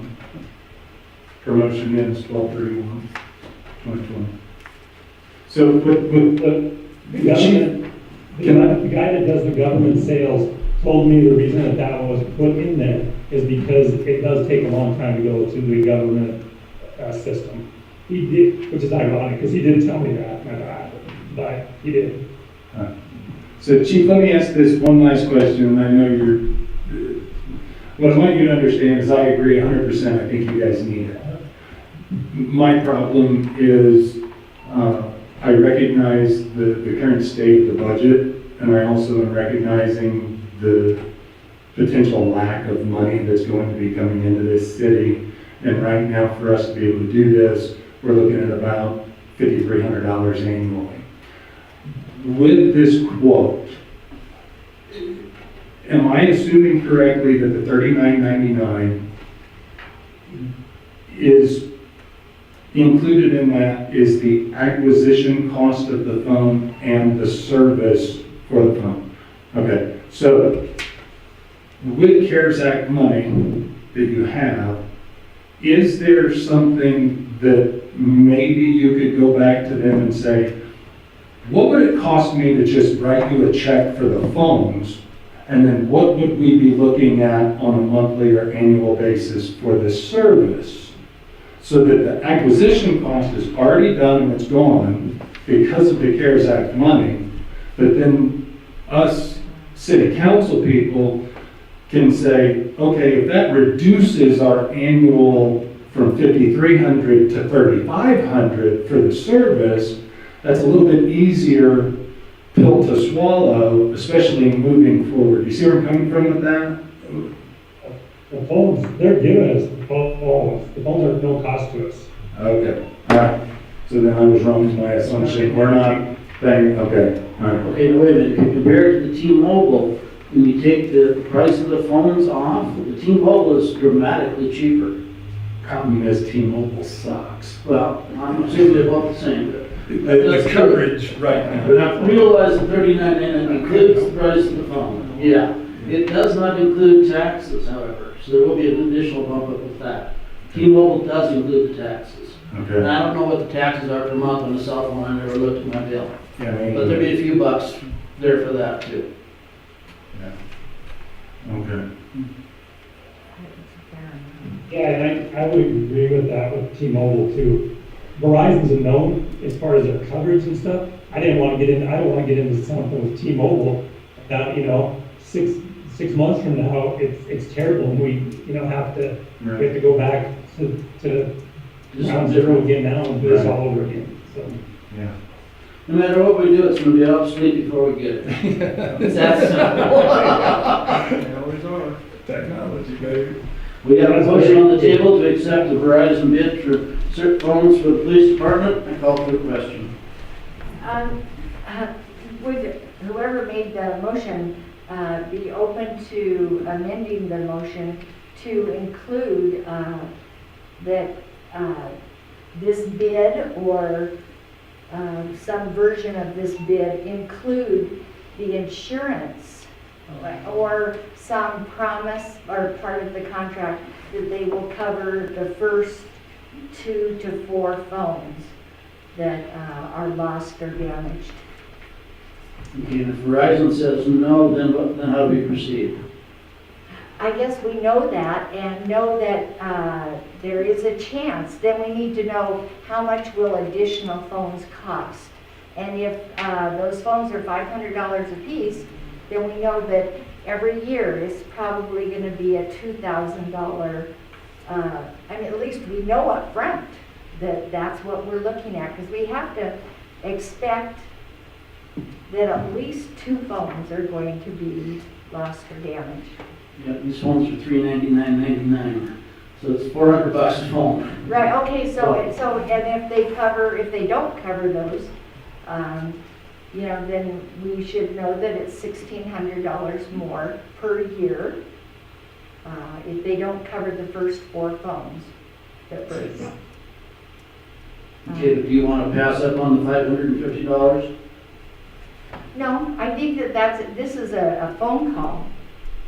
This is a phone call when you call the rep and say, does this include the insurance? And if it doesn't, which I suspect it doesn't, then say, could you write in here that you'll cover the first 4 phones? I suppose somebody could be asked. Yeah, I know that other agencies have that contract, have that in their contract, and it's pretty standard. That's probably true, but also realize that we're getting a discount rate as it is. So, because you can't go out and get the same rate. No, God. I pay $35 for mine, unlimited talk. Well, yeah, but other large businesses, Don, can get similar deals outside of government, so. Yeah, the government rate is generally a lower rate than you get in business. That's true. I pay $35 a month for my phone. It uses Verizon towers, unlimited talk, text, and data, $69 for the phone. Nothing wrong with that. And I think that, when we think in terms of the telephone costing $399, that's this phone. When these phones break or are destroyed, it'll be the next phone. And it probably will be, a $500 phone is kind of mid-road right now. Do you really need a $500 phone though? That's what I was just saying. I got a $69 phone I get about every 3 years until I drop them in the water and ruin them. I talk, text, and use the internet all I want. It's not an Apple phone, it's a Samsung or something, you know, I just get the cheapest phone I can ever get, and you really need to have I mean, we're getting the free Apple phone now, but if one of them breaks, do you really need a $300 phone when a $70 phone will do the same thing? I would agree with that, yeah. I just think free is better than $69.99. Well, I agree, no, I agree with the free phone, I'm not talking the free phone. No argument there, Chief. But, I'm just answering Mary Jo's, if we break one, there's $300 on the insurance, I would speculate you could buy a $69 phone cheaper than you could buy the insurance. Yeah, insurance still rates about $199 now. Is what I'm saying. It's just like anything else, you know, I mean, if something happens to one of our guns, we have to replace it, we don't have insurance on our guns, if something were to happen, you definitely don't want to claim it on your insurance, you know? And so, I mean, it's just, like I said, it's a cost of doing business, I did the best, I mean, I found the best I could, what works for us, and, you know, I don't know that I'm starting to wonder if it was worth it now. That's your decision. That's your decision. The officers could use it. I mean, have an officer sit here. You can put him on the hot seat too if you want to. No, he's got a taser, he's way too close.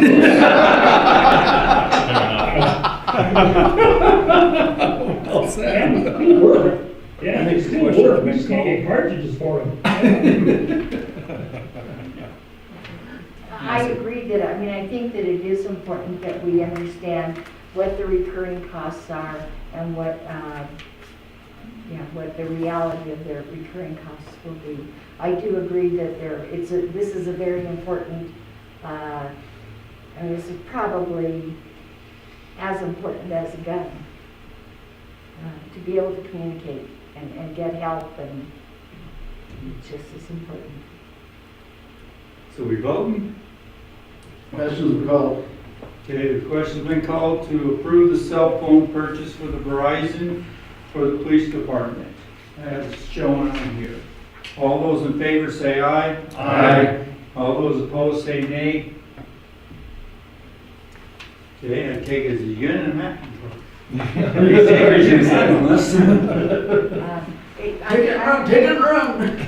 I want to make sure, I'm going to make my notes here, Raymond, that replacement phones should be of the $69. I'm just saying, I use these phones to death. They work everywhere I want them to work, and they take their beating, and the only time I've had one drop is I dropped it in a bucket of antifreeze. Okay, so I'll just say, Raymond's will know how to get those cool $69 phones. They're pieces of cake. I should have asked for the funding for cases too, because I made sure that all those phones have the child lock on them. So, yeah, so I can monitor all their actions on the phone. I should ask for cases too. Sounded like a Timex commercial. Well, the cases cost more than the phones. Fire Order Committee, Mr. Schaefer. No meeting, no report. Thank you. Health and Welfare, Mr. Schwant. Thank you, Mr. Mayor. Before you are the Health and Welfare Committee meeting minutes for November 9th. I do ask for your approval. Move to approve. Second. It's been moved by Dan, seconded by Bill. Discussion. With that being said, last item adjournment needs to be number 5. Yep. Pretty straightforward with that meeting. Everybody was happy and content. And I want to thank the city for putting in the PSA in the monthly water bill. Deer are wild animals, folks. Do not feed them, do not pet, do not groom them. Don't think they're pets, yeah. Don't run up and start holding them. But also don't shoot them either, at least in town. Yeah, those tacos.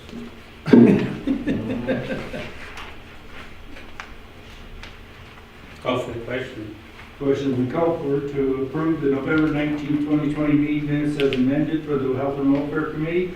All those in favor say aye. Aye. All those opposed say nay. I take that as unanimous. Also before you are the August 21st and November 23rd City County Health Board minutes for your acceptance. Move to approve. Second. How about to accept? Okay, the motion to accept was made by Bill, seconded by Matt. Discussion? Truly, they're straightforward. This is a bringing it full circle from the summer when we talked about Labor Day. Truly, we did meet last Wednesday, and truly it was just an informative meeting. We're simply sitting in a status quo position to find out what happens after the first of the year with the new legislation and dictatorship that will be. Oh, I never caught it.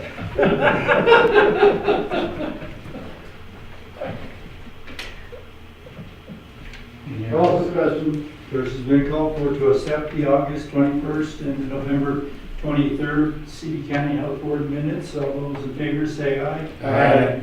All those opposed say nay. I take it as unanimous. So with that being said, the city does not have a health and welfare meeting this month. As per the mayor, along with the other two committees, they're not meeting. And truly, the city county will meet in January. We're just waiting to see that exact date and time. Well, right now they have a schedule, I think, the 20th, I think. But that could change anytime. As I It said, always it may does change exactly with the court. Yeah. That concludes my report. Any questions?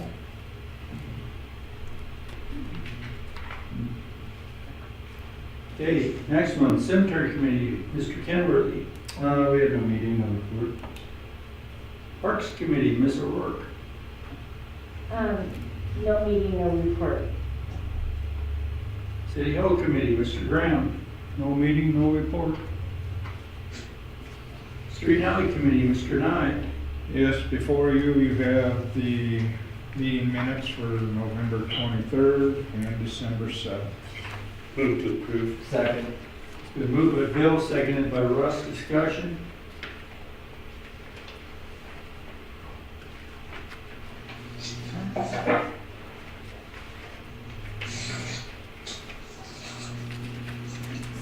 So is this could you talk about the agreement?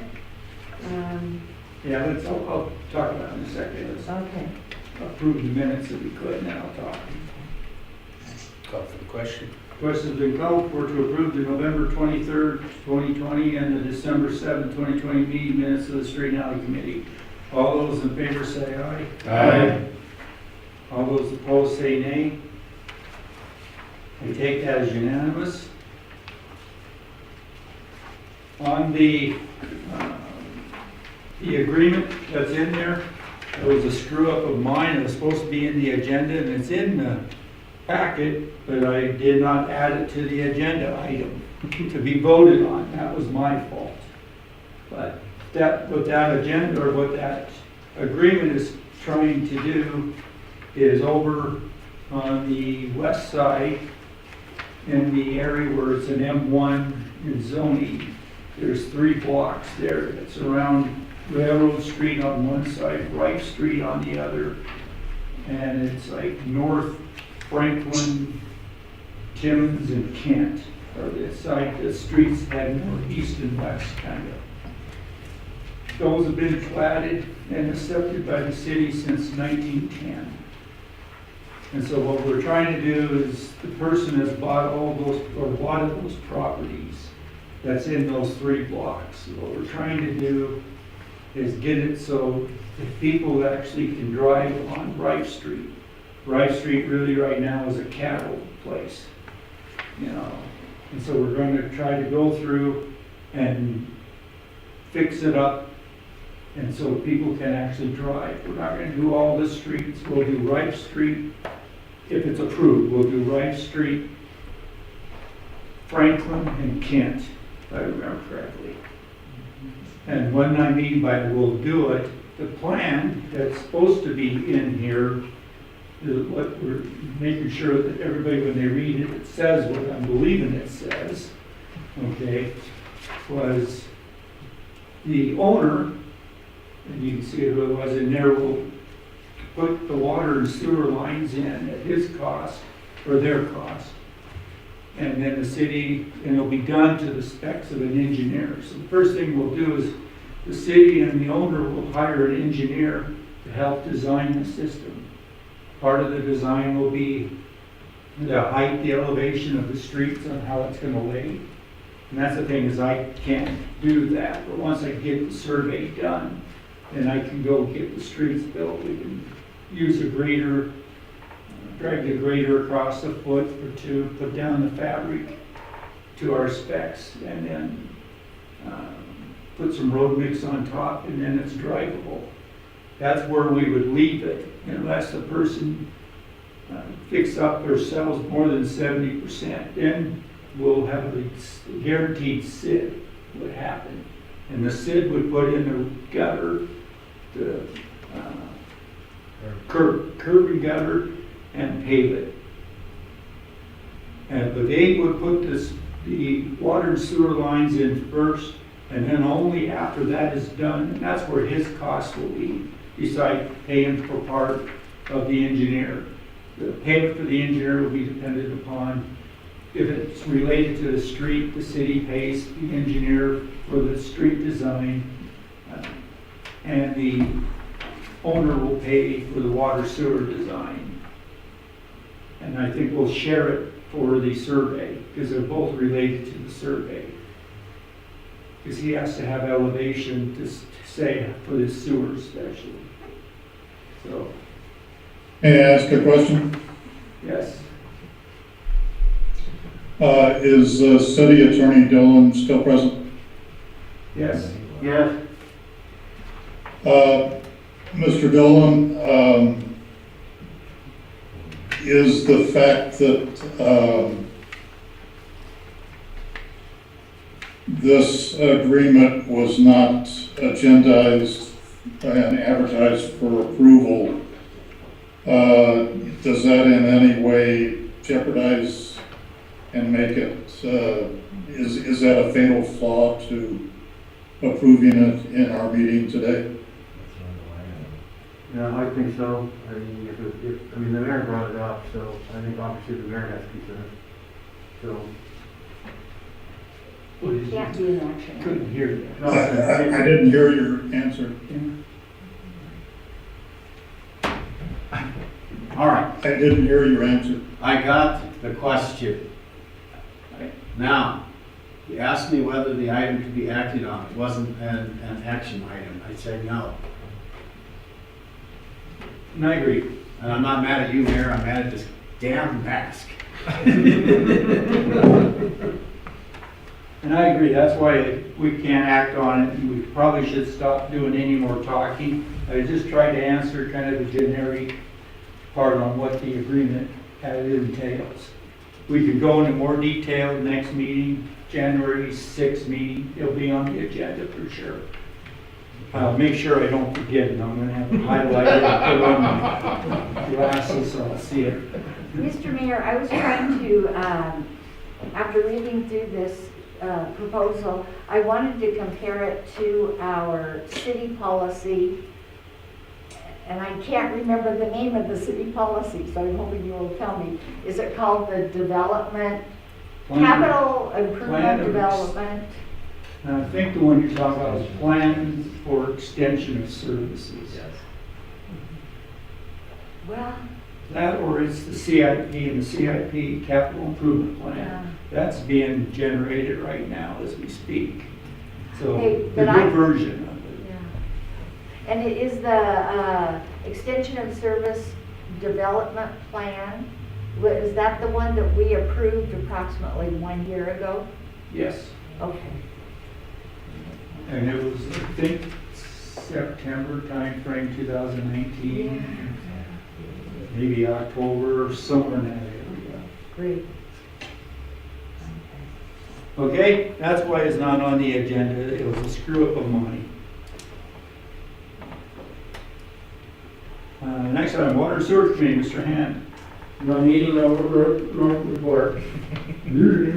Starting to talk like I understood you.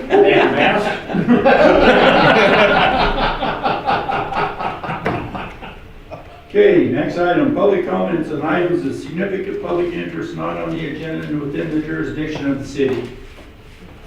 I don't know if this is significant public interest, but I believe I do have to request not being at the next meeting, but attending by Zoom and leaving the state. Okay? Now, how long are you gonna be gone? You can leave the state, but if you're over 10 days, then you gotta get permission. I'll be over 10 days. Okay? You know, it's just a ministerial act, so you don't even have to have it on the agenda. You guys want to allow it? Move to allow. Second. Is it Bill or Ron? How many days is he gonna be gone? Okay, and Ross, I know seconded it, so. Basically, to fill you in, Nikki's longtime friend was involved in an automobile accident and is on life support. So we're going to Georgia to spend time with the family in the event that something drastic actually happens. Signs are good. Certain things are being seen that gives us hope that it's going to have a positive outcome. We plan to leave Monday and are anticipating being gone 2.5 to 3 weeks, which would get us back before the January 20th meeting. I will be able to attend the January 6th via Zoom, but I will be out of the state.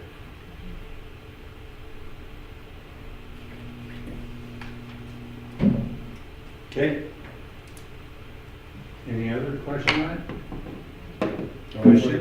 Questions been called for to okay for a while.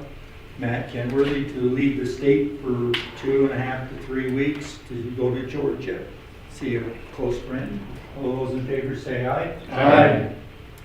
All those opposed say nay. Take that as unanimous. Come back with it. Since we're doing housekeeping on the out of state, I will be out of state in early mid-January. It doesn't conflict with any city meetings. It'll only be for 4 or 5 days, but there's an outside chance that it's for medical, and there's an outside chance that they'll do surgery. If they do, then I would miss the next meeting. So you'll be over 10 days, you think, or? If they do surgery, but that's a very outside chance. You want to ask for permission? Yes. Okay. I Is there a move to- motion I move to approve. Second. Okay, it's been moved by Mary Jo, second by Russ, to okay for a while. Rich, to head down, or head out to some state, or Florida. All discussion, or any discussion, or you want to just vote? Dates? Dates? Yeah, the dates. I'll be leaving the 12th, and as of right now, getting back the 16th, but if they decide to keep me, then I don't know when I'd be back. Okay, understood. I understand Disney World's nice that time of year. Yes, it is. I'll be in Jacksonville. Okay, all those, let's question, I'll call the question.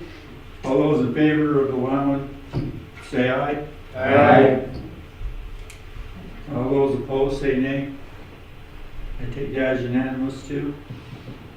Mr. Mayor, I was wondering, you had said at the last meeting that you would provide a report to the council on the pros and cons and your decision on remaining or leaving with the county city health board. I wonder when that report will be. I'm going to work really hard to get it the next meeting. So, Are we over the 30 days? You know, I don't have a real clear sense of what that motion was. my impression of the motion was that we gave you indefinite permission to quit the city county health board whenever you darn well pleased. But then Dawn followed it up and said that the motion changed. That, I don't know. No, I don't think the motion ever changed. The original motion was to allow the mayor to leave the health board. If he makes the decision to leave the health board, he has to report back to the city council within 30 days after the decision is made. And what I'm gonna do is, if I make the decision, either way, I'm gonna present it to you guys before anything else gets done. And I'm still trying to find out some answers to the questions. Because it has to be in writing, and then it's 90 days after the day that the mayor officially signs that piece of paper. So we're still stuck. Our commitment is 90 days if that's what happens. Well, I think because the 90 days, it takes that long to unpack some of the contracts, right?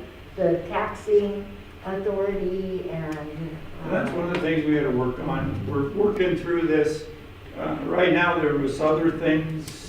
I mean, it seems to be working okay right now. The city county health board is. That's why it's not on the top of the list to handle. Right now on the top of the list is working through the water line crossing, getting the easements done, getting it ready for bid, working through all of that. And that's where I got the city attorney working almost all the time. First he's done criminal, then he's working on that. So once that gets done, we're gonna have some more time to work on other things. And this will be one of the other things. Because there's several questions, will they lose tax money? Oh, we gotta look that up. I believe so, but I gotta verify with what the facts are. So, and that's why I'm gonna try to have all those answers and then my final position, why we should or shouldn't. And then you guys will take it, it'll be on as an action item on the agenda to either approve it or disapprove or whatever you see fit. Well, and one of the questions was, what effect would leaving the county city health board have on small business and their ability to apply for relief funds? Right, and we're digging that up. I've assigned a good chunk of the questions to the city attorney that seem to be related to attorney stuff, law stuff. That one I was going to dig up and I haven't got it all done yet. But I do remember that, and that was on the things to dig up. So we're not done with all of that. So that's where it's sitting. I know it's taking a little longer than I originally thought we would. But I did ask that question to the Montana Nonprofit Association, and they got back to me with an answer, and I can get that to you. okay, if you send it to me, the nonprofit is what, or Montana? Montana Nonprofit Association, which has acted as a kind of a educator and broker for those relief funds.